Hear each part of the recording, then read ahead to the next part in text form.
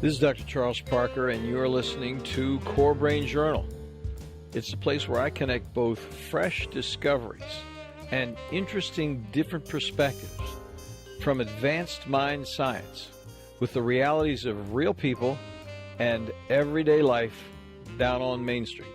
Welcome, folks. Dr. Charles Parker here one more time at Core Brain Journal, and we have a guest tonight who's going to really take us out on the edge of things, who's going to talk about things the way they are evolving in mind science instead of the way they were yesterday.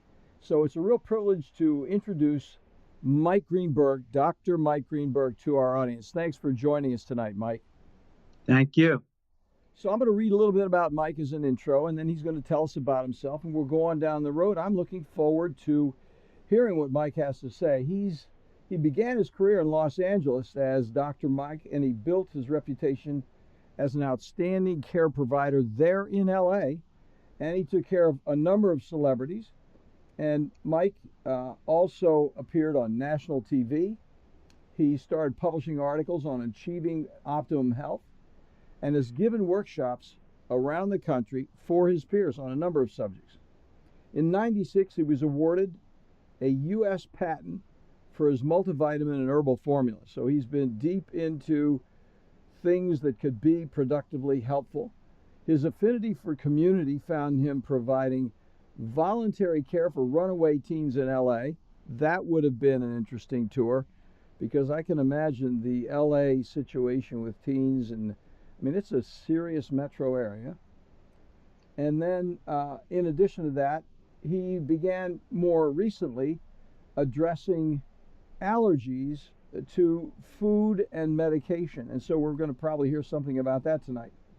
So he also achieves extraordinary results for migraines and fibromyalgia, something that everybody else kind of writes off as like, we can't do anything about it, we just have to throw pain meds at him.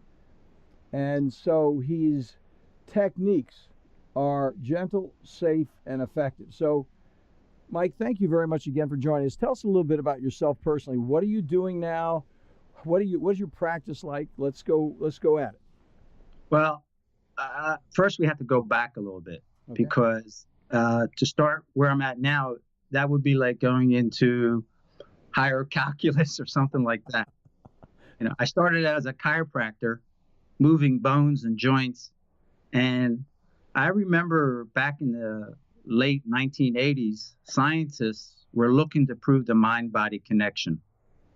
And I remember thinking that possibly that was a waste of time.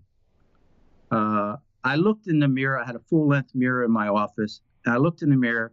I looked at my head, and I could see that my head was connected to my body. So for me, it was a foregone conclusion. Now, I understand the scientists were well-meaning, but I kind of felt like some things might just take us in a circle. And I would say in early 1990, 91, I learned a technique called NET, neuro-emotional technique. And that's a technique to dissolve emotional triggers and buttons. It's when feelings from our childhood or young adulthood get trapped in our body. And that's important because often these unresolved feelings is what actually drives the mind. We're always thinking that the mind is driving the body, but rarely do we think that the emotions or our situations from childhood that have not been completely cleared out would be driving our mind in the present. I'll give you an example. You're joking around with a friend. You say something funny, and your friend gets like really upset and gets angry at you. And you're kind of like, what's the matter? I was just kidding. And he goes, oh, that was like mean or something like that. And you're kind of like going, I don't understand why his button got pushed. Mm-hmm. But it's because something that happened most likely in his childhood that was activated or triggered with the statement, with the joke. So I've seen people go for psychological counseling, psychiatry for 10 years. And they really understand why they are the way they are. But yet, for some reason, they're unable to move forward in their life. They're unable to change. And it's because they're stuck. And that's why this is so important, to be able to release people's emotions and triggers that have not been resolved since childhood, because in the present, even though they're not aware of it, that's what holds them back in life. I would like to give you one interesting experience that happened with me in 92. The coach from UCLA track and field sent me one of his athletes, his premier athletes, and he was ranked 4th in the world, the 4th in intermediate hurdles, Kevin Young. And the coach said for the last 4 years, he hasn't improved. He's at the prime of his life. He works out, he eats right, and yet he's not improving, and he should be improving. So I checked him out, and with this technique, neuroemotional technique, and I had him stick out his arm. I tested his strength in his arm, a kinesiological test, and I had him make the declarative, "I'm okay winning." And he was able to hold his arm up. It didn't go weak. If there was some kind of problem in his subconscious, his arm would have went weak. But he was okay with winning. So I'm kind of looking at this guy. He looks like a world-class athlete, but yet he doesn't fulfill his potential. He's not performing the way he should. And so I spent a week tossing and turning on it, after I corrected his alignment, of course. And I was thinking, well, what could it be? What could it be? And it came to me, well, if he's okay with winning, maybe he's not okay with losing. So that seems so ridiculous. It seems so silly, because I'm not okay with losing. You're not okay with losing. Nobody's okay with losing. But when he came in, I had him stick out his arm, measured his strength. He was strong as a bull. And I had him say, "I'm okay losing." He couldn't hold his arm up. So going through this procedure, this technique, this very gentle, natural way of finding out where the common denominator, where the original trigger is, it came out in this particular situation 4 years ago, when he had come in 4th in a meet. He was dejected, and when he went back into to the next meet and the following meet, when he lined up, he had this fear that he was going to lose. He had this fear that he was going to come in 4th. So he was stuck. He was manifesting his own emotional complex. Yes. And I cleared him for it. And after that, every competition he went to, he became more and more relaxed, to the point that in 1992 in Barcelona at the Summer Olympics, he not only won the gold medal, but he broke the world record. He broke Edwin Moses' world record in the intermediate hurdles. And as of today, since 1992, he still holds the world record in the hurdles, and it's the longest record in track and field. Congratulations, Mike. I'm glad that's a great story. Now, our listeners are, I'm sure, unfamiliar with some of the things you're bringing up. So let's take a moment to just run this tape back for a minute, because this is very interesting. Because you're using some words that you use every day that you're very familiar with, but I know a number of our listeners are like, what the heck is he talking about, kinesiology? What's this arm thing he's talking about? Those Right. are two questions, kinesiology, arm, they're related, obviously. And then the other one is, you said another word which is clearly very reasonable and understandable on one level, but from a practical application point of view, we want to know what cleared means. So let's hit cleared in a moment. Please share with us a little bit about kinesiology and how you were actually working with this gentleman. Okay, kinesiology is another word for muscle testing. So if you go to a physical therapist, they'll test your muscles and check your strength. But in chiropractic, we have what's called applied kinesiology, and we check to see how the muscle relates to the body. We'll check muscle strength and correlate that to how the organs are functioning.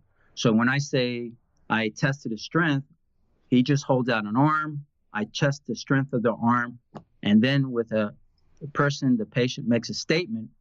If the arm goes weak, because it had already tested strong, if it goes weak, that shows me there's some kind of interference between the conscious and the subconscious. If there's no interference in the subconscious, the arm will remain strong. It's only a temporary weakness, but that's how we measure. It's kind of like a live biofeedback, rather than using a lie detector test. We can just do a simple muscle test. And clear means it's another word for release. What I'm saying is that everyone has emotional issues or feelings that they've experienced in their life, and for whatever reason, they weren't 100% were able to work through it. And while it may not be on our conscious mind, there are situations in the present that can re-trigger those past and interfere with our performance in the present. Okay, so how does a person clear a person? How do you, as a chiropractic professional, did you do an adjustment on his back? We use a very gentle instrument. It's called activator. It's a spring-loaded instrument. There's no manipulation. It's just kind of like a tapping acupressure, and we do it along the spine. And when somebody's holding a memory, that's the part of the technique. When you find the original memory where the emotional complex was created, when you find that original memory, if you tap along the spine, it causes like a diffusion. It causes like this release of the positive charge. So the memory's not gone, but the positive charge is gone, which basically it's been neutralized. How can you locate that, Mike? Sorry to interrupt, but I mean, there are two things. With my background, can you palpate that area, or then how do you find it, and then how do you actually identify it?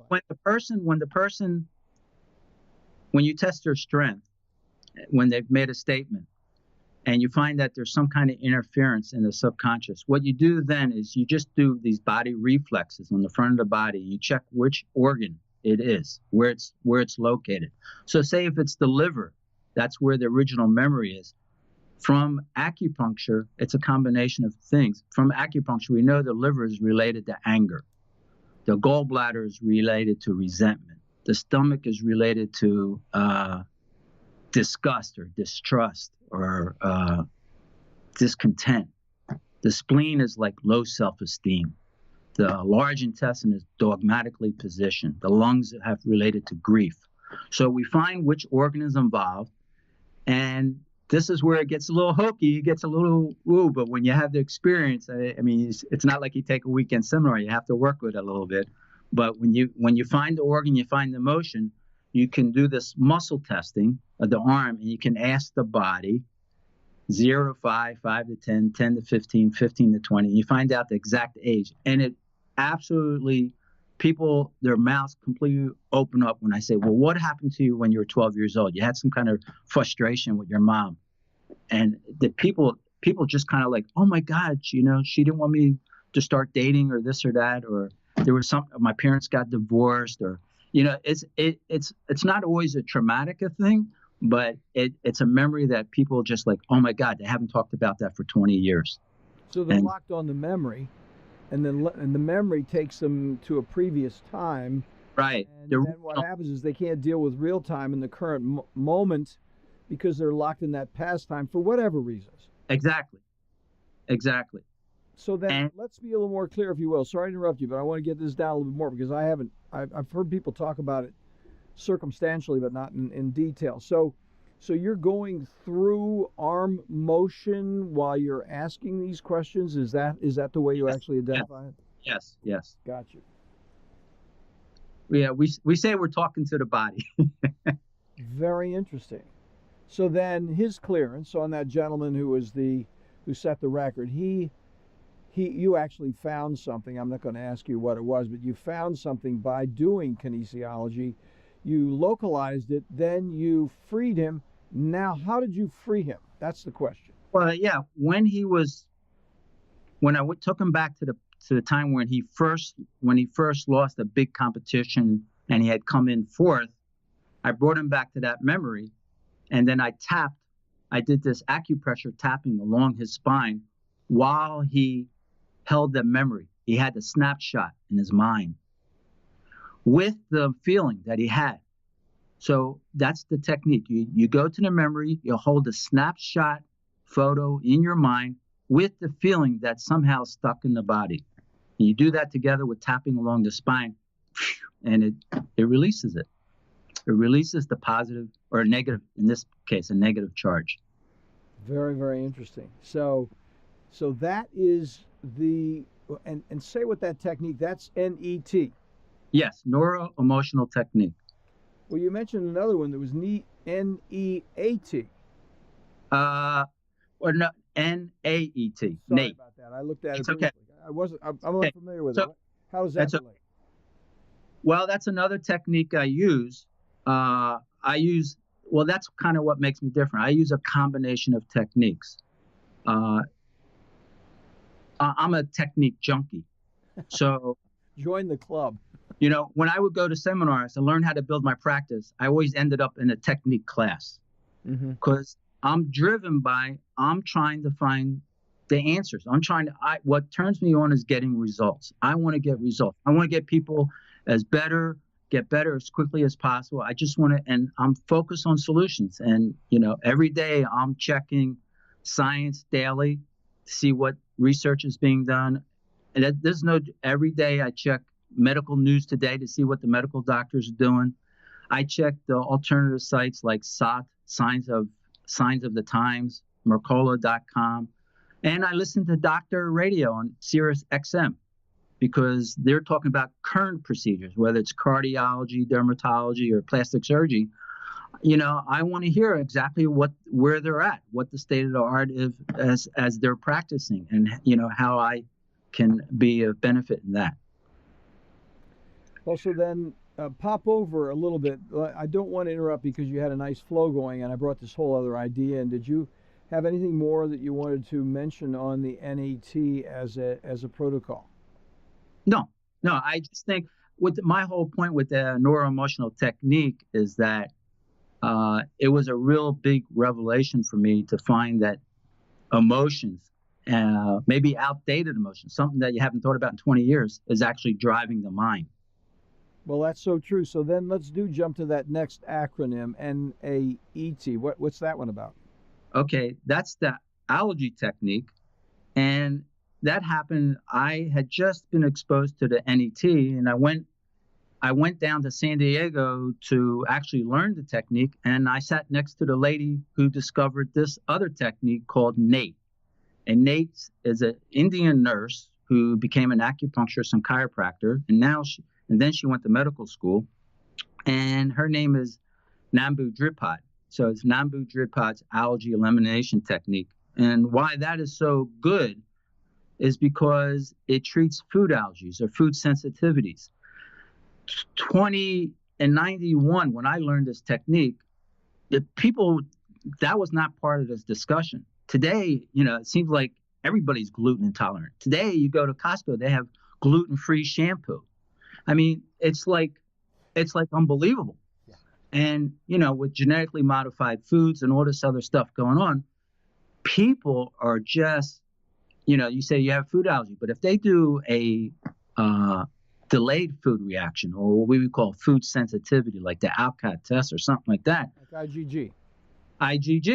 If they do that, they find out they have 25 things that they're reacting to, and that's why they can't lose weight, or why they got this microinflammation going on, or what it explains why they're getting migraines. So today, I mean, maybe when you go in for your standard visit, the medical doctor might not want to do that right off the bat.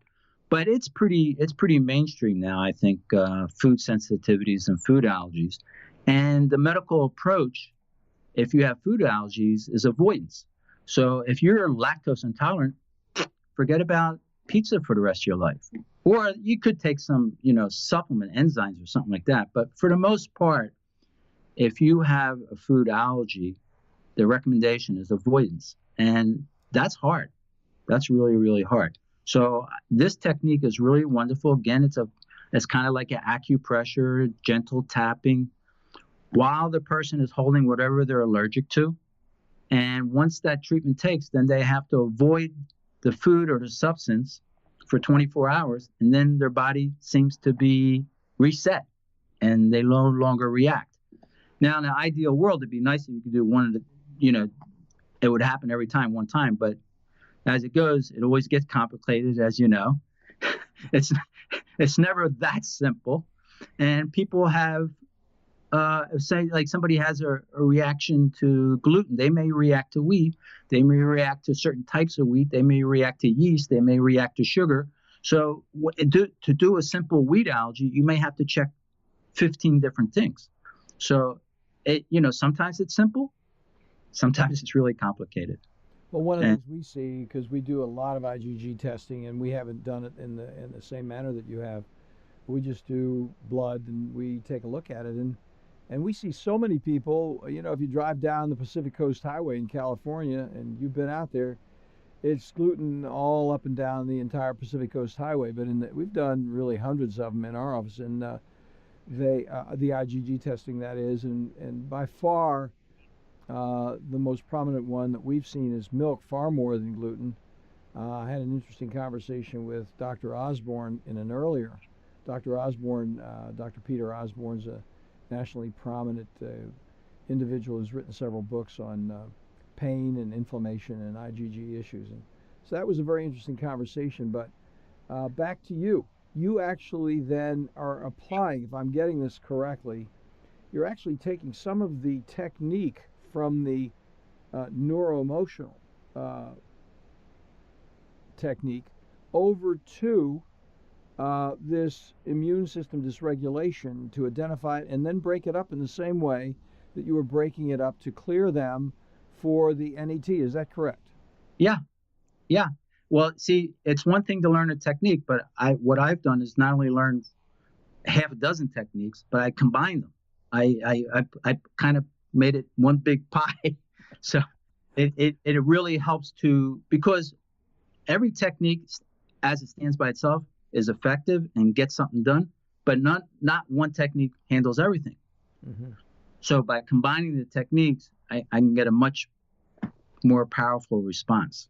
Well, this is a big question for a whole nother meeting. It may take us 2 hours to tease this one apart. But just give us a little couple of sentences on how you determine when to move between different techniques, what the criteria would be, what treatment failure looks like on an NET that you might have to then go to an NAET intervention. Okay. Sorry.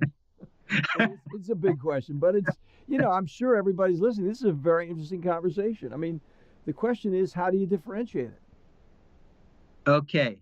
Well, I combine education and experience. What I can do now, I couldn't do 30 years ago. Mm-hmm. And 30 years ago, when I graduated, I like to think that I was doing a good job. Yeah. But if somebody came in with back pain, I would think, okay, 3 months, a couple times a week, and they'll be where they want to be. And now when they come in, it could take 3-4 sessions, and they'll be in get relief. But again, they'll be the person that doesn't respond at all. And so that's what I kind of like. I spent the last year trying to figure out why people don't respond. Mm-hmm.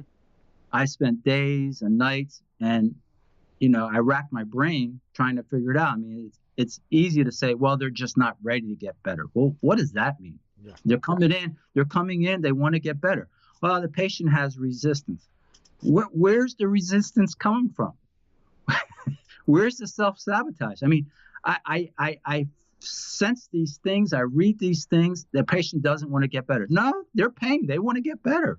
So, I've given a lot of thought, and I see that underlying trauma can be a reason why people don't respond. Somebody that's been raped or molested or has experienced physical beatings, they're not going around talking about it. They kind of stuff those feelings, those emotions. And so they're not really, somebody comes in, they say, I have this neck pain that's been going on 2 weeks. Woo! You don't know what you might be getting yourself into just by going ahead and doing a quick manipulation. So what makes me different is that besides those things that I've, schooling and taken lots and lots and lots of seminars and reading on my own, studying my own, I found out when I was around 42 that I was intuitive because I learned this other technique called BEST, bioelectrosynchronization technique. And with that technique, I was able to tap into the body's energy. And I have a way, to me, I look at the body as like a biocomputer, and just with the muscle testing, you get strong and weak. I can do also type of testing where I get yes and no. I can't ask a question and get a dissertation or an answer like, this is what the weather's going to be tomorrow. But I could ask, is this person's complaint, is it emotional? Is it nutritional? Is it biochemical? Is it structural? Is it electrical? I can just do a simple muscle test and ask yes or no what it is. So, and that's where the improvement every year comes with my practice, is that every year I get a little bit more honed in, a little bit closer, trying to get to the core of things. Feingold back in the 70s said that kids with ADHD should not be having food colors, foods with coloring or food additives. And in the 70s, that was way, way, way out there. Okay. And, today that would be like, okay, that's not the answer to ADHD, but, that doesn't make it incorrect. He was definitely relevant. Yeah. He was definitely relevant. And when you do this IgG test, you find out that people react to colors. Kids are reacting to additives and preservatives and pesticides and all this other stuff. Mm-hmm. So I basically used the traditional education, the experience, and access the intuition to get some answers.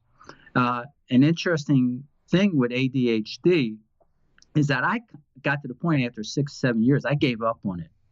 I would treat a child and I would clear them for sugar or release their body's reaction, their sensitivity or their allergy to sugar. I would treat them for optimal vitamin absorption, and I would see improvement. And after 3 months, once a week for 3 months, even the parents would say to me, I think he's getting better. But once the child had a meltdown at school or had a tantrum at home, the parents gave up. They said it's not working, not realizing maybe there was just some more issues we hadn't gotten to. And, I kind of felt like maybe the parents didn't use enough discipline. So I kind of gave up on it. And if somebody asked me, do you treat ADHD? I would say, no, I'm sorry, that's not something I do.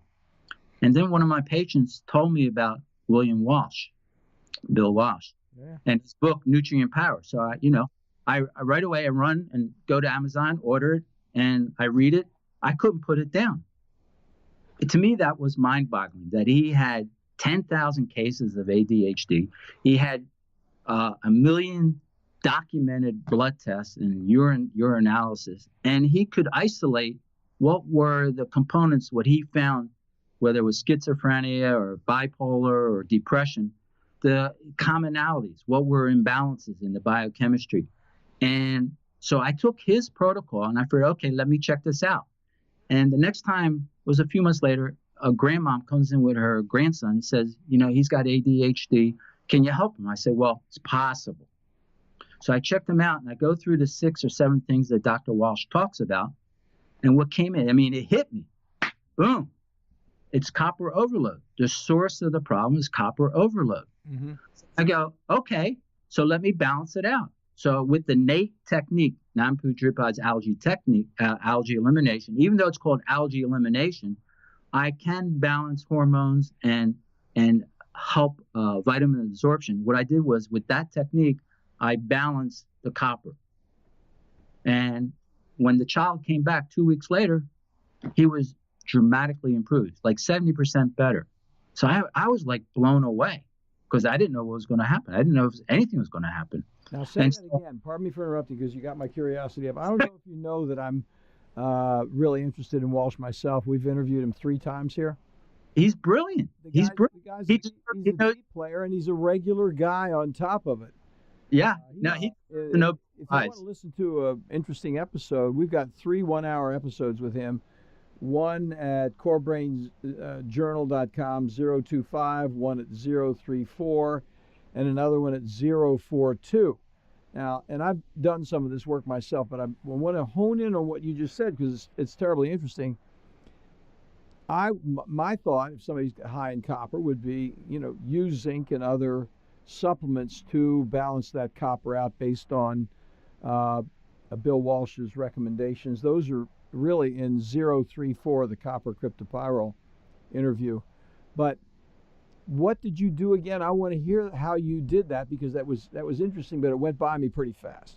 Yeah. Well, we were talking about the allergy technique, and I was saying I use the allergy technique in different ways. I'll use it also to balance hormones or help with vitamins. Sometimes people don't absorb their vitamins, and so I can treat them by them holding it, a sample of the product. Oh, I got you. Okay. I can treat their nervous system that it reprograms their body so that they absorb it or balance it. And with the copper, I use that approach to balance the copper, to bring it down. So did you use copper, or did you have them hold zinc in their hand, or what? Had them hold copper. And so when they held the copper, internally they developed a compensatory balance based on holding the copper. What would happen is if I muscle test a strong muscle, had them hold copper, the strong muscle would go weak. That showed me there's some kind of interference or some kind of imbalance going on. Mm-hmm. And by treating their nervous system, their meridians, and you could possibly say even their circulation, because the blood vessels all go along the spine too. By doing that, I reprogrammed the body to not to have the overload, to balance it out. Gee, that is that. Yeah, you were certainly out of the box on that one. No. Well, but that's interesting. Now, do you put a penny in their hand or a copper pot? What do you do? I got to get the picture. It's a copper, just a sample of copper, just a piece of copper, just a piece of copper. Like a piece of copper sheet or something like that. Yeah. And the next person that came in, I did the same thing. A boy with ADHD, same thing happened. And it happened a half a dozen times in a row. Dramatic improvement just by balancing the copper. Now, as you know, it can be real complex. And I didn't say that did the whole trick. There's also the diet, avoiding certain things. You always have to, we always check wheat and dairy. And there's always emotional issues, anger, frustration. And then you get into, they probably need some fatty acid supplementation. That I would, if they test strong, I know they can absorb it, but they just may be low on it. So they need to supplement with the actual fish oil, fish fatty acid. Mm-hmm. So now I would, and with Dr. Walsh, he has 10,000 cases to draw on to give you his information. I have 6. So I realize, this is something I may go to my resting place with, but I'm very encouraged that if we had more people like him finding out what components we need to look at. And I think his big contribution is really that nutrition can override the genes, because we're all kind of like right now genetically predisposed, and everybody's kind of really concerned about being genetically predisposed. But if vitamins can override it, then we don't have to worry about that. Yeah, I mean, I think one of the big contributions he's made is, I've been interested in genetic single nucleotide polymorphisms for 20 years now. And so there was a long period of time in my professional life, we couldn't measure them. They were just cost prohibitive. Cost $1,000 to look and see what was going on with the cytochrome P450 system. And now for $50, you can pretty well get a whole rundown on what's going on with the genetic aberrations. And so what happens is I see people sort of going off a little bit too intensely on, as you just qualified a moment ago, on one measurement, and then missing the larger picture of what's going on with the entire changes regarding methylation and overmethylation and all that sort of thing. So I'm hesitating because I don't want to get too deep into it, but this is where it's going. It's a complexity. And one of the things that's wonderful about talking to a guy like you is you have a different level of complexity that you're bringing to the table. It's interesting. Thank you. You know, I'll tell you, I'm not going to be doing it in Virginia Beach, but the issue is because there's convention and then there's unconventional, and how woohoo is this? What's going on? Let me ask you this question. We have a lot of individuals, and we've had a lot of focus on this program with vets, PTSD, and traumatic brain injury. What's your experience working with folks who've had those kind of injuries, those kinds of experiences with these techniques? Well, the technique I use for that is somebody comes into me and says they have post-traumatic stress disorder, or they happen to tell me they're willing to open up and tell me that they were raped or there was a molestation or something to that effect, or they recently went through a divorce. How long you've had this pain? A year. Anything happened a year ago? Oh, yeah, I got divorced. Or a death of a loved one. If there's any type of trauma, I use EMDR. And that's a psychologist's technique where they move like a pen and move your eyes back and forth when you're thinking of the trauma. And that can desensitize the trauma. So to me, you take any person that comes back from Iraq or Afghanistan, if they had any type of trauma, they need EMDR. There's about 30,000 therapists that utilize it. They've documented 3 million cases, and it's all related to trauma. And I'm not going to say it's, again, no one technique is the one answer, but that if trauma, EMDR, that's the way to go. See, that's very interesting. I'm glad we got a chance because I was going to ask you about it earlier, and we're kind of running out of time here a little bit. We did cover it, and that is another one that a lot of people are going to think, well, what is EMDR? Eye movement desensitization and processing and reprocessing. So, yeah. And so what they're saying is some traumatic memory, that picture is stuck in their brain. And when you hold that picture in you have them follow their eyes with, say, like a pen or a light, going back and forth while they're holding that picture, it desensitizes that impact of that memory in the brain or the mind. Yeah, it's totally interesting. We have several practitioners in our practice that do it, and then the next one closely associated is neurofeedback, and we don't have time to get into that, but neurofeedback. I remember back in the 80s, neurofeedback has 30,000, 50,000, 100,000 positive results for people, but it's just not part of mainstream. Yeah. Well, times are changing. Listen, what I want to say, Dr. Mike Greenberg, thank you so much for joining us. I do have to bring this to a close because we will run out of time a little bit here. What I'm going to have is all this information. I'm going to have it coded and set up on the show notes. Please give us, in closing, a way to get a hold of you, where you're best, what your best recommendation of where to go would be next. Thank you. Okay. I'm located in Atlanta. I'm in a medical facility. We use a holistic approach. It's called Millennium Healthcare. So if they looked up Millennium Healthcare in Atlanta, they'll be able to find me. All right. So I'll have that in the show notes, Mike. Thank you very much. Millennium Healthcare. I'm writing it down because I don't think I saw it in there. Okay. Well, thank you very much, Mike. I'll tell you, it's been great talking to you. We did cover a lot of things. And really, honestly, with a guy like me, I don't think it's that unconventional. I think these are things that people do need to talk about. We need to take it to the public. And I think your point is very well taken. It isn't for everybody, and it doesn't always do it, because I think people are looking for the absolute fix. And what people are increasingly dissatisfied is that there isn't one absolute fix. Even with, if you're a medical practitioner, there are other things that we need to know about regarding the connections of mind and body. And if we don't really pay attention to those, we're going to be missing a big part of the picture. So in that, I'm just saying close and thank you very much, Mike. I look forward to talking to you again sometime. Thank you for having me. Thanks for listening to Core Brain Journal. We're working every day behind the scenes to bring you reports that connect research benches with those street trenches. Here we share the complexity of mind science because, as you know, details really do matter. One of the most pervasive, misunderstood challenges is how commonplace medications, like those written for ADHD, are used so regularly without clear guidelines.